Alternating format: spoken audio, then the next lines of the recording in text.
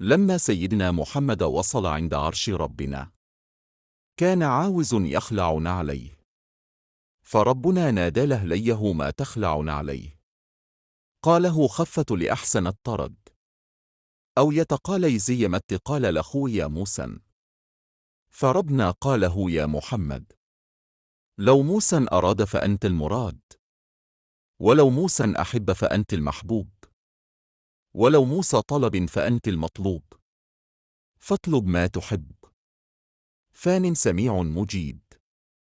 قاله يا رب وانا مشها سلك أمنة لي ولدتني، ولا حليمة لي ارضعتني ولا فاطمة بنتي، وإنما إسالك أمتي. ربنا قال لامتك خلق ضعيف، وانا رب لطيف وأنت نبي شريف، فوعزتي وجلالي يوم القيامة أنت هتقول أمتي أمتي، وانا هقول رحمتي رحمتي.